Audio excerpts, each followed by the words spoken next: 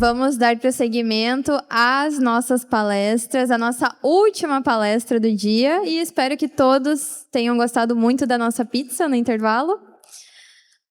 A Boca de Atlas representa a voz, expressão e a capacidade de tornar público aquilo que muitos preferem manter em silêncio. E não por acaso as redes sociais se tornaram um dos espaços mais disputados do nosso tempo. Porque controlar a fala é controlar o debate. Controlar o debate é limitar a discordância. E limitar a discordância é abrir espaço para formas cada vez mais sofisticadas de censura e concentração de poder. O discurso da regulação quase sempre vem acompanhado de promessas de proteção e responsabilidade. Mas toda a sociedade precisa se perguntar: quem define esses limites? Quem decide o que pode ou não, o que não pode ser dito? Quando a voz é calada, não se enfraquece apenas a fala, se enfraquece a própria liberdade. E é por isso que nós convidamos ao palco o nosso palestrante muito especial para falar sobre esse tema, Peter Turgoniev.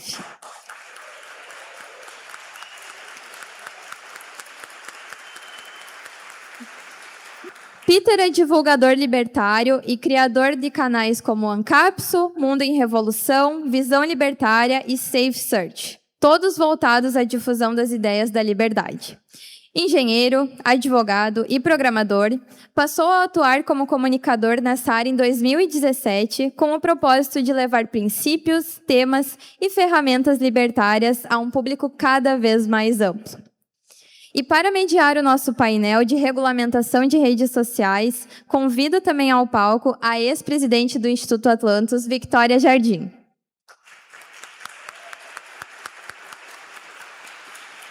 E antes de darmos sequência, vale lembrar que nem todos hoje no Brasil têm a mesma liberdade para falar. Por isso, o nosso segundo palestrante participa dessa conferência de uma forma diferente. Ele nos enviou um recado em vídeo e o contexto dessa participação por si só já diz muito sobre o tema que nós estamos prestes a discutir. Vamos receber agora, em vídeo, Eli Vieira. Eu fui convidado para estar com vocês como palestrante e agradeço muito pelo convite, seria uma honra para mim. Então, eu estou ausente não por preferência minha, mas por motivos de força maior. Para ser um pouco mais preciso, motivos de força excessiva, porque eu e o meu colega David Agape fomos denunciados diretamente ao gabinete de Alexandre de Moraes, apesar de não termos foro privilegiado, pelo nosso trabalho jornalístico. E teve uma boa notícia nisso, porque a PGR recomendou o arquivamento do caso e foi o que aconteceu desde o fim de janeiro. Porém, espero que vocês me perdoem pelo excesso de cautela, talvez. Se for para eu errar, eu prefiro errar do lado da cautela. Então, eu permaneço fora do meu próprio país, pagando um preço por isso. E um deles é não estar presente entre vocês. Agradeço muito a diretoria da Atlantos por esse convite. Eu e David, inclusive, não desistimos e estamos com vocês na causa da liberdade. Nós fundamos a associação Free Speech Union Brasil, ou União pela Liberdade de Expressão. E já conseguimos ajudar o monarca a ter a primeira vitória contra a censura, desde que ele virou um alvo tremendo, injusto, de uma ampla campanha, inclusive com palavras de reprovação do próprio Alexandre de Moraes contra ele desde 2022. Então, estamos muito felizes de termos começado já com o pé na porta, já tendo esse sucesso de conseguir ajudar o monarca. Eu sou o presidente da FSU e o David é o nosso diretor de comunicação. Bem, eu vou ter que contar mais para vocês numa próxima oportunidade. Por agora, eu desejo a vocês uma excelente conferência.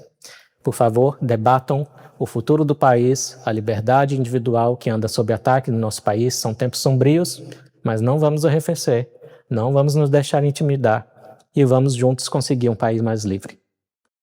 Uma ótima conferência para vocês. Um abraço.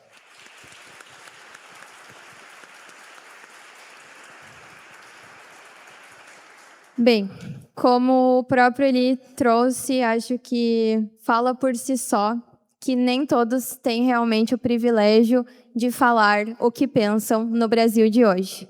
E eu espero que essa palestra hoje nos faça entender a importância que nós temos enquanto indivíduos para manter a nossa liberdade de falar. Uma boa palestra a todos. Bom, boa tarde a todos. É um prazer estar aqui, fico super contente. Desculpem o look pouco discreto aqui. É bem provável que eu tenha que sair do palco um pouco antes do fim da palestra, porque eu vou ser madrinha de um casamento. Então, vou pedir desculpas pela indelicadeza. E antes de passar a palavra para o nosso palestrante, que eu tenho certeza que é o motivo de todos estarem aqui, porque querem muito ouvir o Peter falar desse assunto tão importante, eu vou fazer uma breve introdução aqui sobre o assunto. Afinal, sou ex-presidente do Instituto, na primeira conferência já estava presente, então super contente de participar. Mas, além disso, gosto muito do tema, né? Fui também diretora do Fórum da Liberdade, o nosso fórum foi sobre free speech, e eu trabalho com inteligência artificial, então acordo e respiro e como inteligência artificial no café da manhã, no almoço e na janta. Então, vamos lá. Em 1962, Milton Friedman publicou Capitalismo e Liberdade com uma tese simples: concentração de poder nas mãos do Estado. É a maior ameaça à liberdade individual. Mais de 60 anos depois, essa tese continua verdadeira, mas o poder ele mudou um pouquinho de endereço. Hoje, ele está nos algoritmos, que decidem o que você vê, nos modelos, que decidem o que pode ser dito, nas plataformas, que controlam o megafone pelo qual as ideias circulam ou desaparecem. E o que muita gente não percebe ou prefere não perceber é que a solução que os governos estão oferecendo para esse problema é usar exatamente esse mesmo poder para si mesmos. Há uma teoria que circula há alguns anos e ganhou relevância perturbadora com a ascensão da IA, a teoria da internet morta. A maior parte do que você encontra online hoje ainda é criado por humanos, mas eu não acho que isso vai ser real em um futuro talvez até breve demais. É conteúdo gerado automaticamente por bots, projetados para simular uma opinião pública que não existe de verdade. E quando surgiu, ela parecia teoria da conspiração. Só que hoje, com a inteligência artificial, ela parece mais um diagnóstico precoce. Não à toa, Tyler Cowen, que é um intelectual que eu gosto muito e tem falado muito sobre esse assunto, ele alerta para o fato de que daqui 5 anos, a maior parte de todo o conteúdo de ideias do mundo será criado ou impulsionado por inteligência artificial. E que criar um bom framework para que esse discurso seja livre é de importância civilizacional. E quase ninguém está pensando isso da forma séria como merece. Enquanto isso, a resposta dos governos qual que é? Regular. Regular, restringir, credenciar, em resumo, definir o que é informação confiável. Em 2025, foram protocolados mais de 1.000 projetos de lei sobre inteligência artificial nos Estados Unidos. No Brasil, tramita o nosso marco sobre inteligência artificial. E na Europa, coitados europeus, os caras já assinaram o AI Act e agora estão tentando rever, né? Mas o que de fato os governos querem com esses movimentos? Enquanto eles afirmam que o intuito é proteger o cidadão, na prática, o que vimos foi o governo americano banindo a Anthropic de todos os contratos federais porque a empresa se recusou a permitir que IA fosse usada em armas autônomas e vigilância doméstica, em massa dos próprios cidadãos americanos. O presidente Trump chamou a empresa de lunáticos de esquerda fora do controle. E, hora depois, a OpenAI, sua concorrente, foi lá e assinou o mesmo deal. E essa lógica é a lógica da regulação estatal da IA em ação. Não é a proteção do cidadão e não é a correção direta, é esse controle sobre as empresas que regem essas plataformas. É a captura do poder mais disruptivo que a humanidade já produziu. E acredito que ninguém melhor para tratar desse assunto do que o nosso palestrante, Peter Turgeniev. Então, Peter, a palavra está contigo. Eu tenho que falar nisso daqui ou eu posso falar? Não, tem que falar aqui. Beleza, tá ótimo. Pessoal, eu vou ficar em pé. Posso ficar em pé? Eu gosto de falar em pé. Então é o seguinte, é lógico, esse é um tema que me afeta diretamente, é um tema que eu tenho uma paixão direta por ele. Primeiro porque eu já fui alvo, né? Eu cheguei a ter meu canal quase que morreu logo no início, né? Na época da pandemia, com algumas opiniões que eu tinha que, vamos colocar assim, não eram propriamente mainstream. E com isso o YouTube me baniu, né? Eu levei 2 strikes no YouTube. Para quem não sabe, se você leva o 3º strike no YouTube, você tem a sua conta banida e você não pode criar uma nova conta. Você não pode tentar contornar isso daí. Se eles descobrirem, eles te banem imediatamente. Então, é uma coisa meio assustadora, né? E como ela falou, um ponto importante é esse, né? A gente reclama muito das plataformas.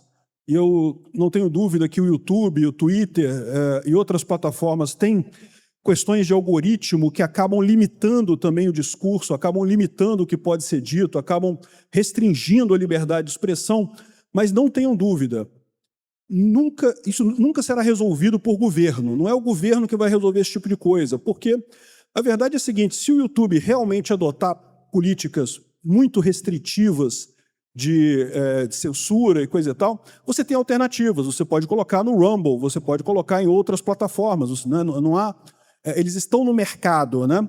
Aliás, diga-se de passagem, o Rumble cresceu muito exatamente por conta dessa política do YouTube muito restritiva e coisa e tal. Então, ou seja, o mercado funciona. Quando o governo faz, porém, o governo faz para todo mundo, né? Quando Alexandre de Moraes começou a proibir coisas aqui, proíbe para todo mundo. Então, é muito pior o governo tentando resolver esse problema do que as plataformas resolvendo, né? Eu fiz um vídeo hoje sobre o banimento de bots no Twitter, né? A gente estava falando sobre questão de internet morta, de você ter pessoas produzindo conteúdo, robôs produzindo conteúdo para a internet, e outros robôs lendo o conteúdo da internet, de forma que, no final das contas, para que isso, né? Não tem humano nessa história, né? E nessa semana, nesse momento, está havendo um grande esforço do X para remover contas de bot. E é uma coisa impressionante. Não está sendo perfeito, não, tá? Muitas contas legítimas foram removidas também. Eu não sei qual é o algoritmo que eles usaram lá, mas muitas contas legítimas foram removidas. Mas isso é um desafio enorme. Imagina, à medida que a inteligência artificial vai ficando mais elaborada, né? Lembra, inteligência artificial, a gente mal começou essa jornada, né, gente? Ainda tem muita coisa para vir por aí, né? A gente já fica impressionado com o que tem hoje em termos de inteligência artificial, mas o que vai vir no futuro é muito maior, né? E a preocupação é como que você distingue, de fato, uma pessoa real de um bot daqui a pouco, né?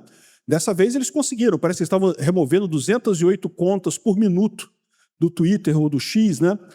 Contas inautênticas, né? Alguns perfis famosos que tinham ali, principalmente pessoal de banda, né? de música, perderam quase que a totalidade dos seguidores, né? Porque era aquele caso de você comprar seguidor, né? Isso é muito comum o pessoal fazer, e foi todo mundo eliminado. Enfim, a questão toda de você pensar na regulamentação é entender que existe um problema por trás, realmente, da forma como a gente troca informação na internet. Tá? E qual que é esse problema? A internet ela permite que você troque informação muito rápido, de forma muito impessoal. Desde que a gente é pequeno, papai e mamãe ensinam a gente que, olha só, não pode falar palavrão para a pessoa. Né? Você acaba condicionado que quando você está na frente de uma pessoa, você acaba sendo mais educado, mais contido, mais polido. Né? São regras básicas de convivência que, por algum motivo, as pessoas acabam perdendo quando estão na internet por uma questão cultural. Ou seja, você acaba sendo mais agressivo na internet, tendendo a ser mais impessoal. Né? Então, esse problema existe. Mais uma vez, dizer que governo vai resolver isso é completamente errado. O governo não vai conseguir resolver isso de forma alguma. Tem outros problemas na internet também que, sem dúvida alguma, existem. Fake news é um problema, muito embora eu veja isso mais como como ruído de comunicação do que alguma coisa que interfira de fato. Muita gente fala mentira na internet, mas muita gente fala mentira na vida real também, muito jornal fala mentira também, isso não é como se fosse uma grande novidade na comunicação humana. No final das contas, o que faz diferença mesmo é a verdade tem o peso dela, as pessoas conseguem confirmar a verdade, conseguem chegar à conclusão da verdade no final das contas, né? Então, existem problemas. O grande ponto que você tem nisso é justamente a ideia de que o governo pode resolver esse problema. E a minha visão é que, de maneira alguma, até porque o governo está apavorado com a repercussão política da internet, né? Você pode reparar, em todas as vezes que o governo fala sobre discurso de ódio ou sobre fake news e coisa e tal, uma colocação que eles sempre colocam, algo que eles sempre colocam, é a questão da coesão social. Veja, é lógico, nós somos uma sociedade diversa, as pessoas têm opinião diferente, mas a impressão do pessoal é que, digamos, 15 anos atrás, sei lá, 2010 mais ou menos, havia mais ou menos um conjunto de crenças que era mais ou menos constante na sociedade. Tinha alguma variação, evidentemente, mas aquilo estava relativamente contido. E com a internet, essa, digamos, coesão social desapareceu. Você tem pessoas com uma gama muito ampla de opiniões sobre vários assuntos, qualquer assunto que você possa imaginar. Eu sempre me surpreendo com o pessoal dizendo que o homem não foi na Lua. Caramba, a essa altura o pessoal discutindo isso, né? É engraçado o pessoal colocando os argumentos que eles colocam, porque, cara, daria mais trabalho eles fazerem isso do que fazer um foguete e botar o pessoal na Lua. Pô. Não tem esse negócio, né? Mas, enfim. E isso é só um exemplo, né? A gente pode levar isso para várias outras áreas do conhecimento, várias outras áreas da sociedade.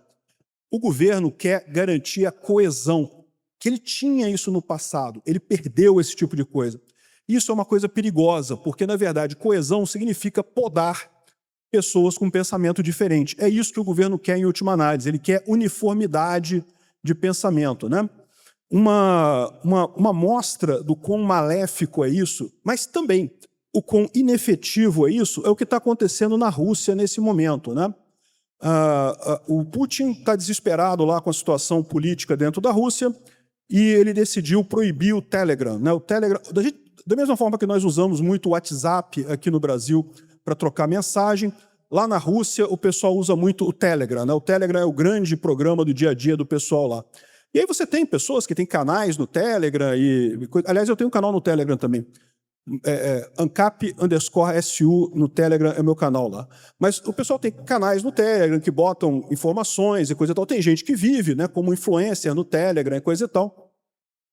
Mas justamente você tem um canal de informações que você não tem coesão. E o Putin, preocupado com as críticas à guerra, está querendo acabar com isso. Ele criou um aplicativo interno deles lá, chamado Max, que, em tese, é similar ao Telegram, só que ele controla o algoritmo desse aplicativo. Ele coloca ali quem você vai ver, né? E aí, uma das coisas que o pessoal mostra que você não consegue desinscrever do Solovyov. O Solovyov é o propagandista mor lá da Rússia, o William Bonner deles lá. Você não consegue desinscrever. O cara vai aparecer no seu aplicativo no Max, qualquer coisa que você faça. Esse é o sonho do Lula. A gente não conta isso para o Lula, não. O sonho deles é esse negócio. É poder fazer um programa que o pessoal comece a usar e coisa e tal. Então, é isso que esse pessoal quer, é coesão social. É que todo mundo pense igualzinho, porque se todo mundo pensar igualzinho, eles conseguem controlar as pessoas. Eu acho absurdo algumas ideias que circulam por aí. Mas a verdade é a seguinte, entre você fazer o controle dessas ideias, conviver com ideias diferentes, ou ter um pensamento homogêneo guiado pelo Estado, conviver com as ideias diferentes é muito melhor do que você ter esse controle estatal da coisa, né? Mas esse exemplo do Max é interessante também por conta da ineficiência, do quanto que não funciona, né? O pessoal lá parece que continua a audiência na Rússia do Telegram tão grande quanto, ele foi proibido, você não consegue acessar mais o Telegram na Rússia, mas a audiência continua tão grande quanto o pessoal está usando VPN. Outros já estão usando Tor, já estão usando proxy, estão contornando a proibição para continuar usando o Telegram, porque o tal do Max simplesmente não funciona. Ou melhor, não funciona se você quer criar conteúdo, por exemplo. Né? No Telegram, funciona como o YouTube. Qualquer um pode ir lá, pode criar o seu canal. E se você tiver uma boa propaganda, tiver falar bem, você tiver um bom tema, tiver vídeos interessantes, tiver temas interessantes, você começa a crescer na plataforma e você cria o seu canal, você vira um influencer. Né? No Max não tem isso. Por quê?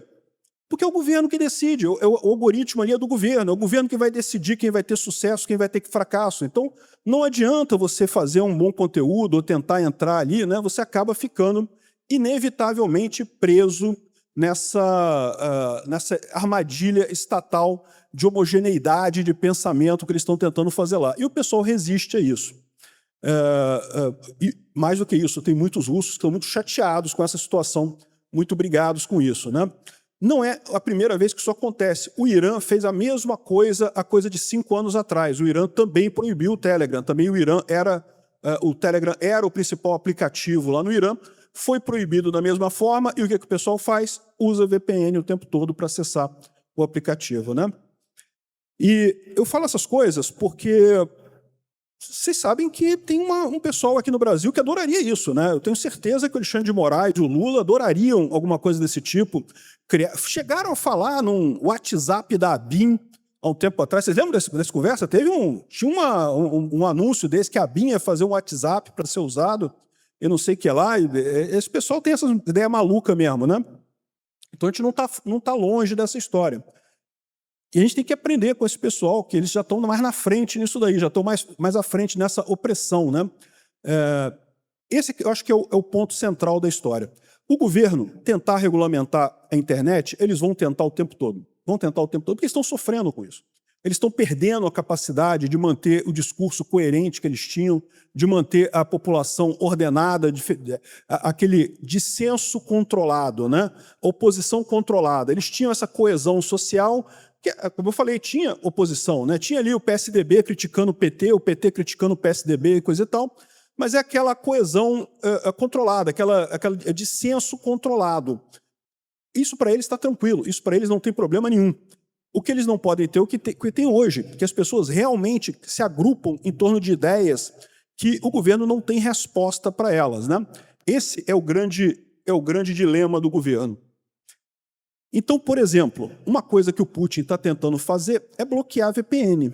E vocês lembram que quando o Alexandre de Moraes proibiu o X aqui no Brasil, uma das coisas que ele colocou foi justamente multa de não sei quantos R$1.000 para quem acessasse o X via VPN, coisa e tal. Teve um negócio desse, né?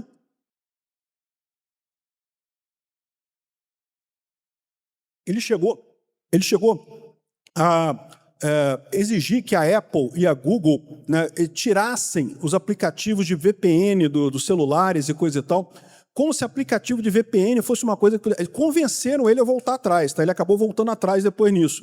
Mas que ele queria isso, ele queria proibir VPN. Né?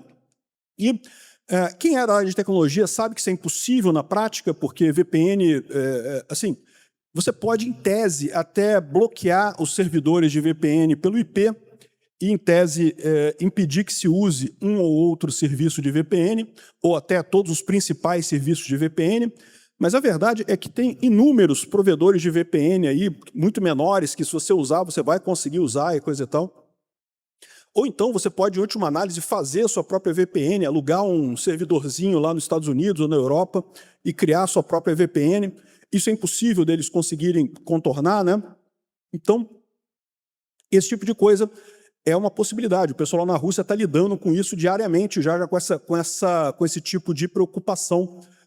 Pode ter certeza que eles vão fazer esse tipo de tentativa aqui no Brasil também. Uma coisa que eu falo sempre nos vídeos é isso, né? O governo ele quer muito regular a internet por conta da questão política. Mas a regulamentação é totalmente inútil. E isso chega a ser pior, tá? Porque o que acontece na prática?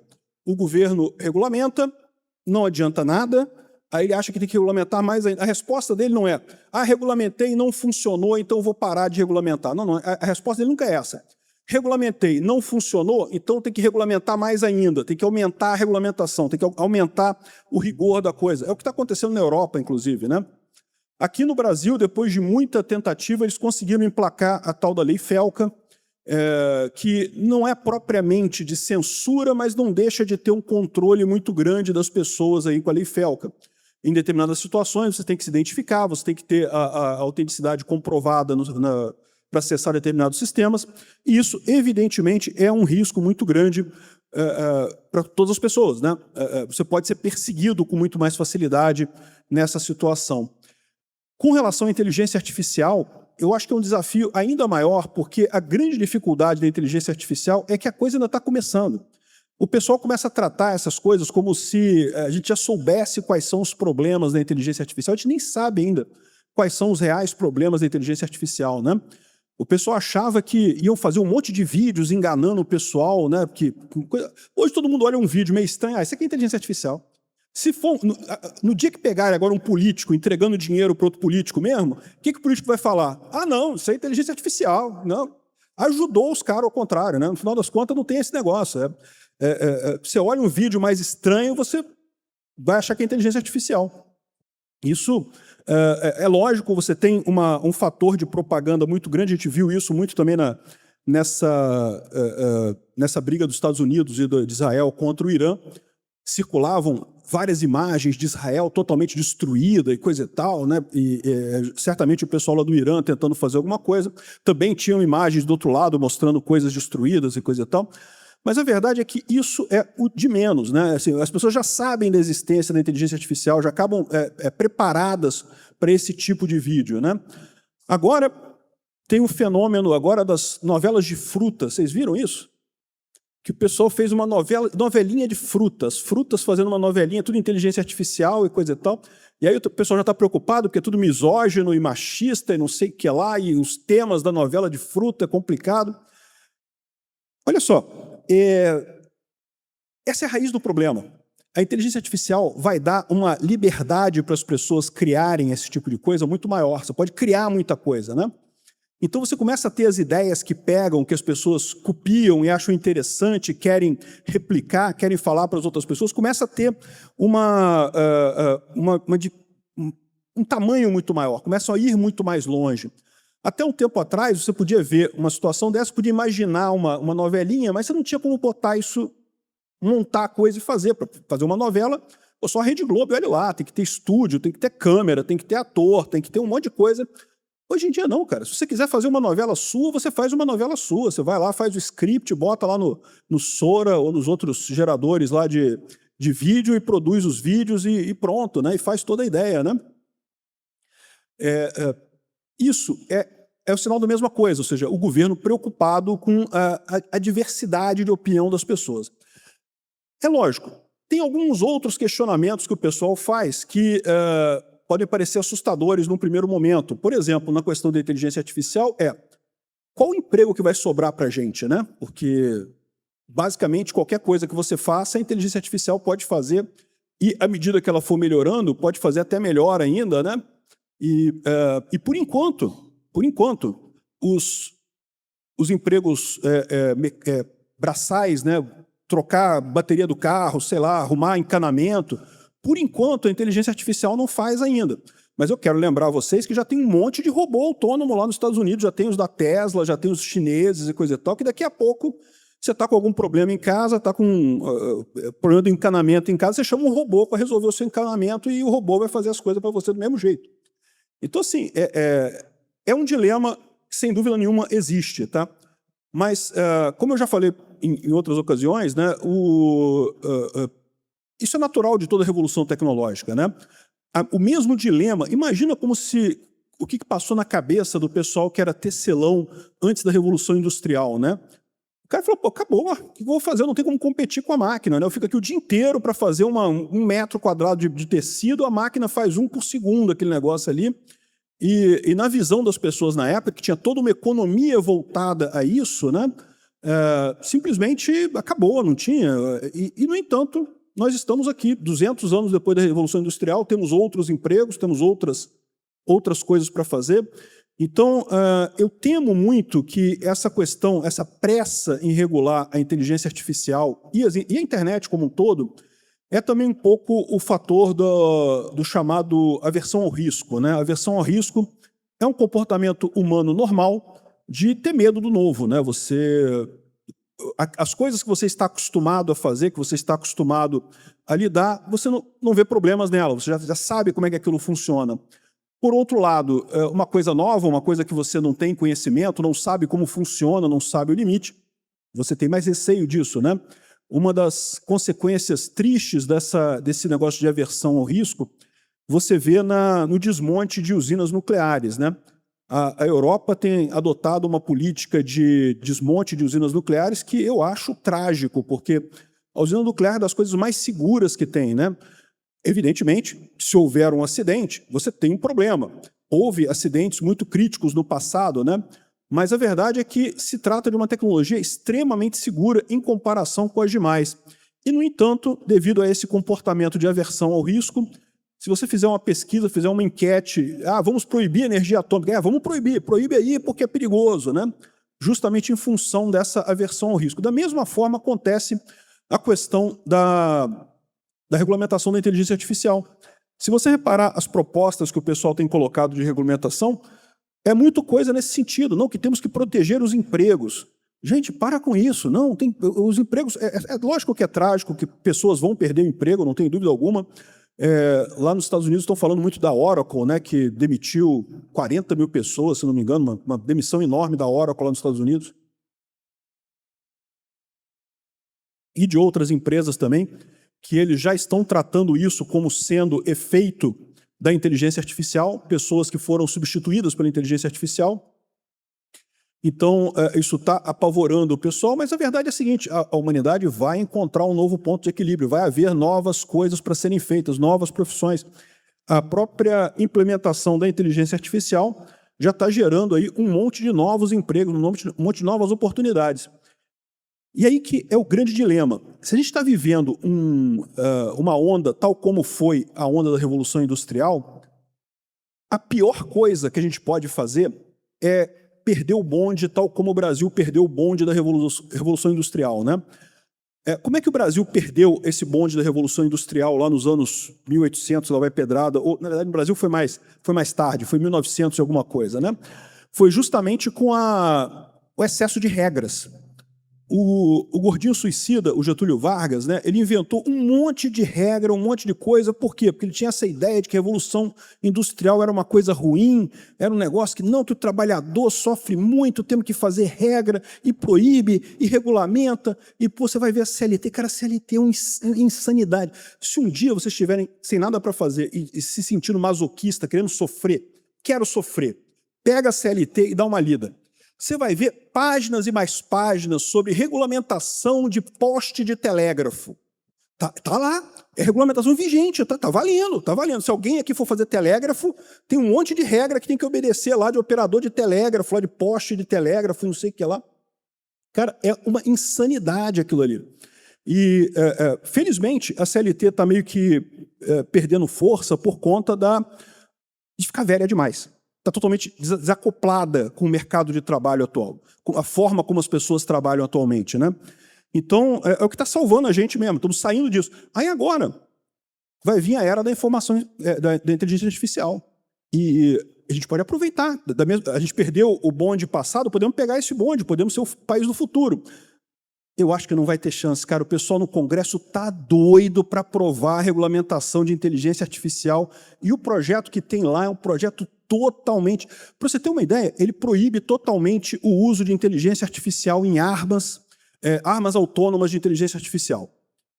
E aí eu falo para vocês uma coisa. Eu não gosto dessa ideia também não, tá? Eu assisti Exterminador do Futuro. Vocês assistiram Exterminador do Futuro? Pois é. A gente assistiu Exterminador do Futuro, né? Um negócio meio preocupante, né? Mas a verdade é a seguinte, você acha que não vai ter nenhum país do mundo que vai fazer isso ou vai ter país que vai fazer? Então, se a gente proibir de fazer aqui no Brasil esse tipo de arma, sabe o que vai acontecer? Os outros países vão ter uma vantagem enorme em cima da gente. Gente, isso não é coisa de futuro, não. Isso já está acontecendo na Ucrânia lá, já tem drone com inteligência artificial, que a aproximação final é com inteligência artificial, que toda a navegação é feita dessa forma. Se aqui no Brasil o pessoal proíbe isso, achando que não, vamos ser bonitinho, não vamos usar isso para arma, você está ficando para trás. Você está perdendo a oportunidade. Pior do que isso, né? Como eu falo, essa pressa em regulamentar acaba inibindo a inovação. Nesse momento, ninguém sabe ainda até onde vai a inteligência artificial, o que pode ser feito, o que não pode ser feito. No momento que você bota um monte de regulamentação, para o pesquisador que quer trabalhar nisso, para a pessoa que quer desenvolver alguma coisa, é melhor ele pegar a malinha dele, ir para o Paraguai e fazer as coisas lá no Paraguai, ou ir para algum outro lugar do mundo e fazer em outro lugar do mundo, né? Porque aqui vai ter uma dor de cabeça danada, vai ter regulamentação, vai ter que ter alvará, vai ter que ter fiscalização e não sei o que lá. Se eu for para o Paraguai, eu faço as mesmas coisas e não preciso de nada disso. Você acaba afastando do Brasil esse tipo de situação, afastando do Brasil esse tipo de coisa, né? É uma tragédia. Essa tragédia de achar que regulamentação é importante, isso de certa forma, é uma crítica à Europa também. Tá? A Europa tem entrado nessa armadilha da mesma maneira que o Brasil. A Europa sempre foi um celeiro de inovação. A Revolução Industrial aconteceu na Europa, aconteceu na Inglaterra, né? De lá ela se espalhou para o mundo inteiro, mas nasceu na Inglaterra. E hoje em dia a Europa tem regulamentação pra caramba. O pessoal se orgulha de ter uma regulamentação lá da tampinha de garrafa, que eu fico abismado com isso, né? Vocês sabem, né, que lá na Europa você tira a tampinha assim, ela não sai, ela fica colada, porque tem uma regulamentação que tem que fazer isso, né? E eles colocam isso como se fosse uma coisa... Igual o governo aqui no Brasil tem orgulho da tomada que eles inventaram aqui. Não, porque fizemos uma tomada brasileira. Caramba, gente, o que é isso? Para quê? Que história é essa, né? Então, esse negócio de regulamentação é um beco sem saída, porque você freia a inovação. Quer ver um outro caso que os europeus são super orgulhosos? É o negócio de dizer que forçaram o USB-C como fonte de todos os celulares, né? E parece uma coisa positiva, porque realmente era um saco você ter vários carregadores para vários celulares diferentes, é um negócio chato. Mas vocês já pararam para pensar que isso inibe a inovação? E se alguém agora descobrir um carregador melhor que o USB-C? Vamos supor que alguém inventou algum tipo de carregador aí que é melhor que o USB-C, sei lá. Agora não pode. A legislação diz que tem que ser o USB-C, não pode ser outra coisa. Se surgir um novo padrão, já era, né? Você mata a inovação. Por definição, regulamentação mata a inovação. Isso é um problema, porque, veja, a indústria ela já tende normalmente a fazer normalização quando a tecnologia está madura. O governo não, o governo faz por questão política. E como o político ele quer agradar a maior parte da população, e a maior parte da população tem essa aversão ao risco, acaba gerando esse tipo de coisa, acaba gerando essa regulamentação excessiva, esse excesso de coisas que inibe a criatividade, inibe a inovação, né? Bom, eu não sei se vocês têm alguma pergunta, querem fazer alguma pergunta, querem falar alguma coisa? Eu não planejei essa palestra não, tá, gente? Eu estou falando aqui meio que das ideias que eu tenho aqui mesmo, essa é o meu planejamento, né? As perguntas, então, para quem quiser fazer, é só escanear o QR Code, que daí eu vou estar aqui selecionando. E aí, vamos já tocar elas? O que o senhor acha? Pode ser. Pode ser? Tá. Reclamar do algoritmo da plataforma não parece uma reclamação sem fundamento. A plataforma é privada e ela opera como ela achar melhor para seu usuário, ou descontente que busque outro canal ou crie o seu. Qual é o limite entre a necessidade da regulamentação estatal e o risco da arbitrariedade, tanto no governo quanto nas grandes corporações? A grande vantagem nesse caso é que a plataforma ela é uma empresa privada. Ela tem um objetivo claro, que é ter o lucro, né? Então, ou seja, você pode garantir que o algoritmo do YouTube, você pode gostar dele, pode não gostar. O algoritmo do X, o algoritmo de qualquer plataforma dessas, ele quer te manter a maior parte do tempo possível dentro daquela plataforma, acompanhando as coisas ali, porque ele vai ter, isso vai gerar mais receita para aquela plataforma, né? Então, no mínimo, é uma coisa que você consegue entender, que você consegue buscar, e se estiver insatisfeito, existem alternativas, tem outras plataformas que você pode ver. Pode parecer que existe uma espécie de monopólio, mas esse monopólio não existe, tá? Por exemplo, tem uma briga muito grande entre o pessoal que gosta do Instagram e o pessoal que gosta do Twitter, né? Eu sou um cara do Twitter, ou do X lá, né? Tem gente que prefere o Instagram. Então, assim, existem essa coisa, você tem alternativas dentro das plataformas, né? Tem gente que gosta mais do Twitch ao invés do YouTube. E o pessoal de jogo geralmente gosta mais disso, né? Então, esse é o ponto. Quando quando é a plataforma escolhendo o algoritmo, existe uma, como é que eu vou chamar isso? Uma regulamentação natural do Estado, né? Desculpa, uma regulamentação natural do mercado. O mercado regula, porque se a plataforma colocar um algoritmo muito ruim, uma coisa que realmente não está entregando o que você quer e coisa e tal, você vai mudar de plataforma, você vai buscar outra coisa. Então, ou seja, acaba tendo essa regulamentação naturalmente pelo mercado, ao contrário do governo. O governo não tem nenhum interesse em ajudar nada. O governo vai acabar igual o Max lá da Rússia, que ele só jogando propaganda para você, só o que ele quer que você veja. Né? Aí é o pior caso. Realmente, regulamentação do governo não resolve nada e ainda piora a situação. Certo. Muito obrigada, Peter. Próxima pergunta. Gostaria de ouvir sua análise em relação a uma parcela do movimento liberal e libertário que foi contra a captura do Maduro pelos Estados Unidos e os ataques dos Estados Unidos no Irã. Olha só, sem dúvida alguma é uma coisa meio controversa isso daí, porque houve o uso de violência ali. Mas na minha visão, foi violência defensiva, porque o Maduro, sem dúvida alguma, estava agredindo os seus cidadãos ali. Né? Ninguém tem dúvida que a Venezuela, há bastante tempo, é vítima do Maduro, não é um governo legítimo da Venezuela. A prova mais cabal disso foi a eleição de 2024. Vocês acompanharam a eleição de 2024 ali. Está na cara que o Maduro perdeu aquela eleição. Todo mundo viu, o pessoal apresentou todos os boletins de urna lá, todo mundo sabe que o Maduro perdeu aquela eleição. Então, de certa forma, você pode criticar, e aí eu acho que é um ponto que talvez o pessoal tenha nesse negócio, é que o Maduro foi acusado de tráfico de drogas, né? Ele está preso por uma acusação de narcotráfico. E eu confesso para vocês que eu não sei dizer qual é o envolvimento, está fora da minha capacidade de dizer qual é o envolvimento dele nesse ponto. Mas, sem dúvida alguma, é uma coisa que libertou o povo da Venezuela. E a mesma coisa acontece com o povo do Irã. O povo do Irã já é massacrado pela teologia, lá, pelo regime teocrático dos ayatolás há muito tempo, né? E basta você ver que não há eleição para ayatolá lá, né? Isso é um ponto importante. O Irã não é uma democracia. Até há eleição para o presidente, mas o presidente do Irã não manda nada. Quem manda é o ayatolá, que é escolhido por um conjunto de clérigos ali, um conjunto de líderes religiosos que decide quem é o próximo ayatolá, né?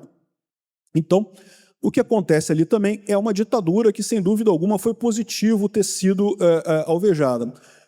Mas são coisas controversas, eu tenho que conceder isso, são coisas controversas. Última pergunta, então. Pessoal, tiveram bastantes respostas, eu fico muito feliz com o engajamento de vocês. Eu gostaria de responder todas, mas a gente tem aí um cronograma meio à risca, então eu vou fazer apenas mais uma pergunta. E vamos lá. Peter, o senhor está cada vez mais furando a bolha do libertarianismo, levando a nossa ideologia para outros amplos campos dentro da direita. E isso é ótimo. Como você vê o seu futuro como criador e comentarista político? Talvez você se torne uma peça-chave em futuras eleições. Eu fico muito feliz com isso, obrigado aí, um elogio, né, bacana. E isso era o meu objetivo, tá? Quando eu comecei o canal, eu comecei falando exclusivamente de anarcocapitalismo, né? Eu fiz o canal que hoje é o Ancapsu Classic, né, em que eu falo especificamente sobre anarcocapitalismo e coisa e tal. Mas em determinado momento eu percebi que, caramba, eu estou falando para pessoas que já estão com essa ideia, já são ANCAPs, né? Então, eu acho que é muito importante. Aí eu tive essa ideia de falar de notícias aleatórias e dar o ponto de vista libertário, e colocar ali, né, uma coisa, você fala de notícias de forma geral. E o mais curioso disso é que eu acredito que uma parte desse sucesso não é um sucesso meu, é um sucesso das ideias da liberdade. Eu sempre falo isso, a impressão que eu tenho é que as pessoas são libertárias. Independente, é o pessoal que é de direita, que é, sei lá o quê, eles já são libertários. É que as pessoas não sabem o que é o libertarianismo, então elas se sentem atraídas pelas ideias da liberdade. Quando você coloca os pontos de vista e coloca a coisa ali de liberdade, coisa, então as pessoas vão nesse sentido, elas gostam desse tipo de coisa, e eu fico muito feliz de estar furando a bolha aí. Espero continuar fazendo isso por muito tempo. Muito obrigada, Peter. Antes da gente encerrar, então, aí o painel, o vereador Gessé Sangalli preparou uma surpresa para o senhor, então eu vou passar a palavra aqui para ele.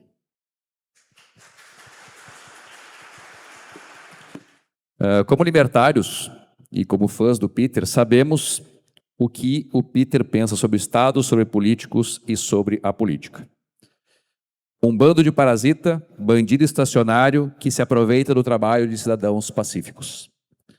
Mas os parasitas estatais gostam de fazer parecer que estão trabalhando.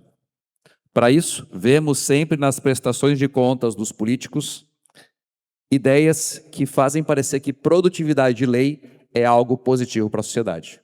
Porém, o Brasil é um manicômio legislativo justamente porque cada vereador, cada deputado quer colocar lá na sua prestação de contas que ele é autor de 10, 20, 30, 40, 50 leis. E temos, basicamente, uma enciclopédia toda de leis aprovadas que ninguém, em sua consciência, consegue ler ao longo de toda a sua vida. Porém, dentre a possibilidade de leis que podem ser feitas estão regulamentações, tributação, proibições e honrarias, títulos honoríficos. Sendo assim, basicamente o que ele fala em seus vídeos, e boa parte de vocês aqui acompanha todos os vídeos deles, como eu, a melhor coisa que um político pode fazer é ficar discutindo, debatendo e falando sobre homenagear ou dar nome de rua. Porque enquanto ele está lá colocando uma homenagem ou dando nome de rua, ele não está usando o aparato estatal para fazer mais algum tipo de coerção sobre o cidadão, fazendo uma regulamentação que vai atrapalhar ou um tributo que vai onerar ainda mais o bolso do cidadão. Sendo assim, um dia, após ouvir no seu vídeo que a melhor coisa que políticos podem fazer é ficar discutindo nome de rua e títulos honoríficos, eu me perguntei, será que o Peter Turguniev gostaria de receber um título da cidade de Porto Alegre, declarando ele cidadão do município de Porto Alegre?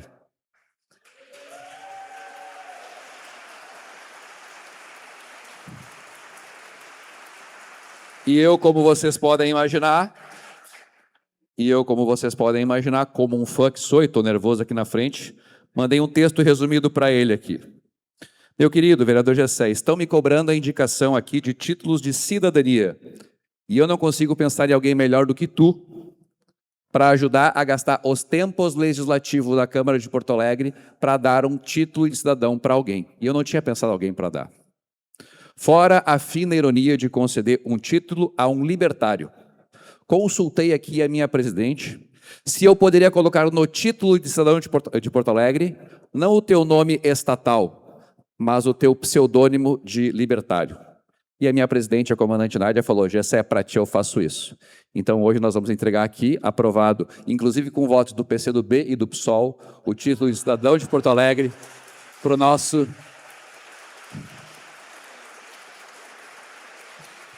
libertário, aquele que nós todos somos fãs. Então, muito obrigado pelo trabalho que tu faz e parabéns ao mais novo cidadão de Porto Alegre, Peter Turguniev.